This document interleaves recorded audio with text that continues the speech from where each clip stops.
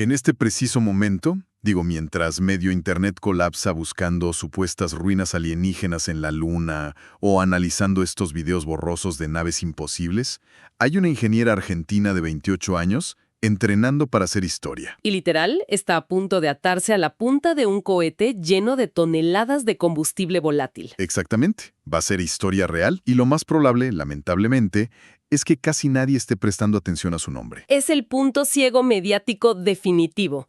O sea, tenemos la mirada puesta en la dirección completamente equivocada. Totalmente. Buscamos el misterio de lo desconocido en conspiraciones o guiones de ciencia ficción, ignorando por completo que la verdadera vanguardia tecnológica y humana está ocurriendo frente a nuestras narices. Sí, como que preferimos el cuento fácil, ¿no? Exacto.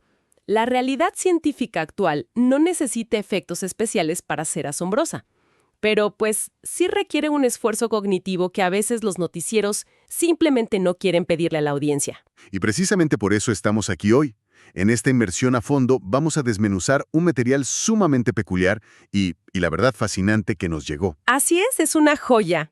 Sí, tenemos una crónica de este año 2026, escrita por un autor llamado José Luis, quien transmite sus ideas desde lo que él mismo ha bautizado como un refugio de la tecnología y la fe. Un nombre bastante poético para un reporte tan técnico, por cierto. Muy poético. El propósito de nuestra charla de hoy es rescatar esta narrativa de las sombras.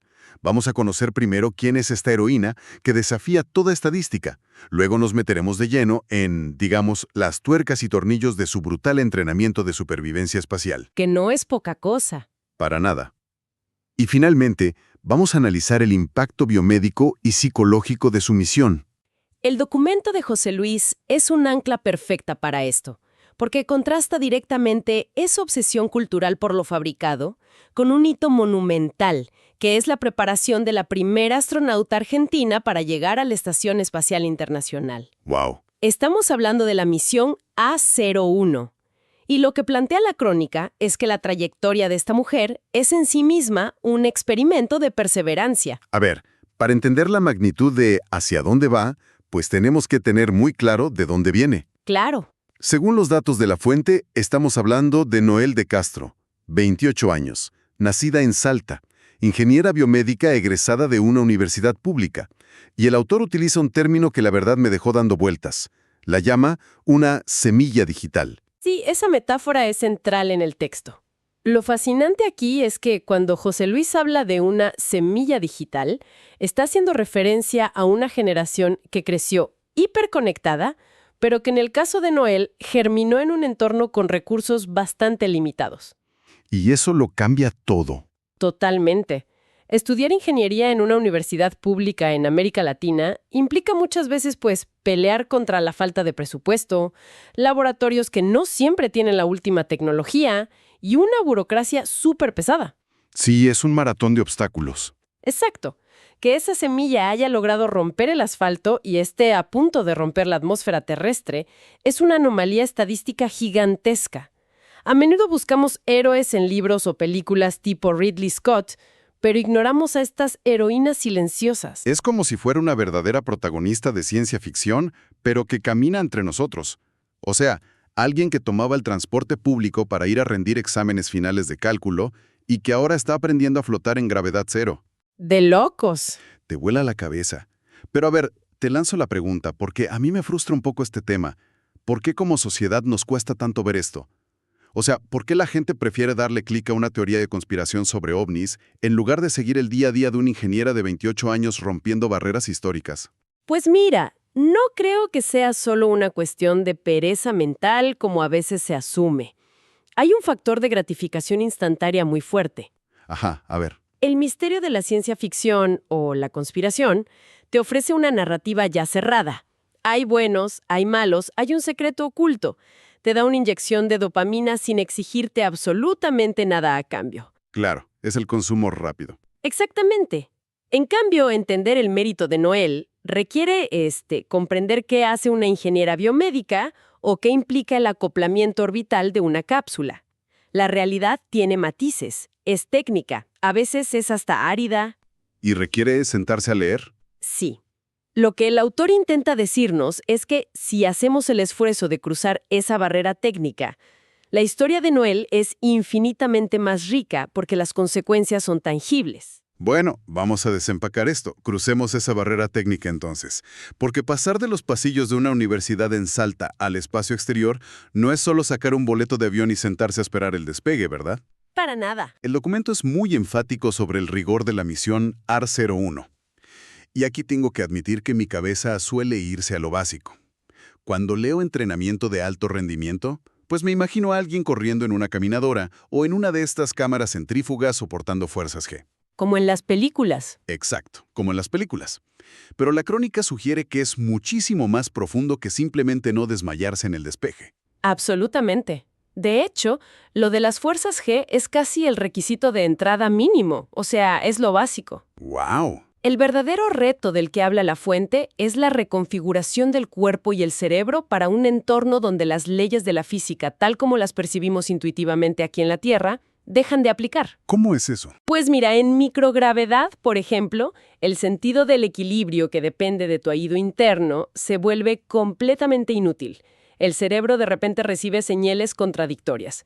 Tus ojos dicen una cosa y tu sistema vestibular dice otra completamente distinta. ¡Qué pesadilla! Sí, eso provoca lo que se conoce como síndrome de adaptación espacial. El entrenamiento implica forzar al sistema nervioso a aceptar este nuevo paradigma sin colapsar, y esto lo hacen a través de vuelos parabólicos y simulaciones exhaustivas bajo el agua. O sea, un rediseño de cómo experimentas la realidad. Literalmente. Y no solo el cuerpo adaptándose al vacío, es la interacción con la máquina. Hay una frase en el texto de José Luis que me encantó. Describe a Noel aprendiendo a manejar los complejos sistemas de soporte vital de una cápsula Dragon de SpaceX, y la define como una Joy de carne y hueso preparándose para lo desconocido. Ah, sí.